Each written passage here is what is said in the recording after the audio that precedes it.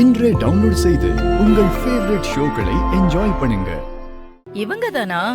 யாருனே தெரியாத குழந்தைய கொண்டு வந்து மித்ரா கையில கொடுத்து இவங்க தப்பிச்சுட்டாங்க.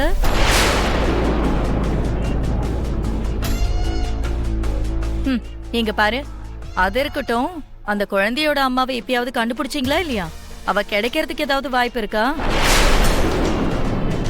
அது அம்மா, அந்த பொண்ணு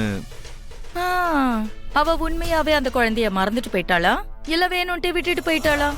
தேவயானி, என்ன பேசிக்கிட்டு இருக்க? நடந்தது எல்லாமே எதிர்ச்சியா நடந்த ஒரு விஷயம். என்னைக்கோ நடந்து முடிஞ்ச விஷயத்தை பத்தி பேசி வாக்குவாதமோ பிரச்சனையோ பண்ண வேண்டிய அவசியமே இல்ல. சில விஷயங்களை பத்தி நம்ம திரும்பவும் பேசினாதான் பிரச்சனைகளுக்கெல்லாம் முடிவு கிடைக்கும் அங்கிள். ஆக்சுவலா அந்த பொண்ணு யாரு, எங்க இருந்து வந்திருக்கான்னு யாருக்கும் தெரியாது. எவனோ மாசமாக்கிட்டு விட்டுட்டு போயிருப்பான்.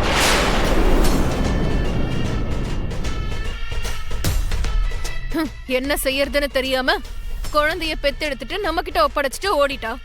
அப்படிப்பட்ட ஒருத்திய பத்தி இப்ப நம்ம பேசினா தானே இங்க இருக்கிற ப்ராப்ளம்ஸ்க்கும் நமக்கு சொல்யூஷன் கிடைக்கும். மனிஷா,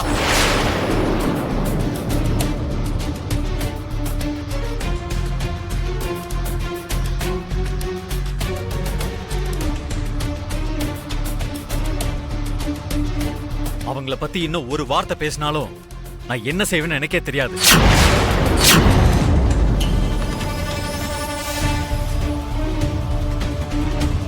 ஆமா, நான் யாரோ ஒருத்திய பத்தி பேசினா நீ எதுக்கு என் மேல கோவப்படுற மித்ரா?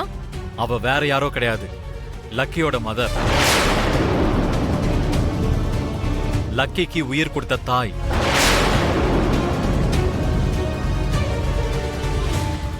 அவங்கள பத்தி தப்பா பேசுறது கொஞ்சம் கூட சரியில்லை. லக்கிக்கு அம்மா அவ்வளவுதானே? இல்ல உனக்கு அவளுக்கு ஏதாவது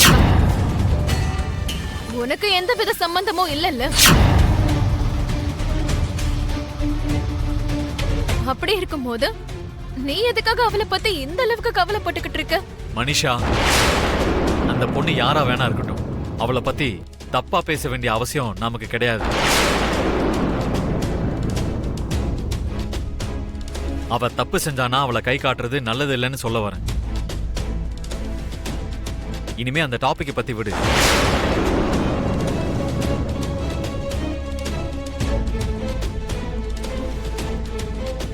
பாஸ்கர், எப்படி இருக்க? நான் நல்லா இருக்கேன் சார். சார், பாப்பா எப்படி இருக்கா சார்? நாங்க அவளை பார்க்கலாமா? ஒரு நிமிஷம். லக்கி, லக்கி, இதோ வந்துட்டு இருக்கேன்ப்பா.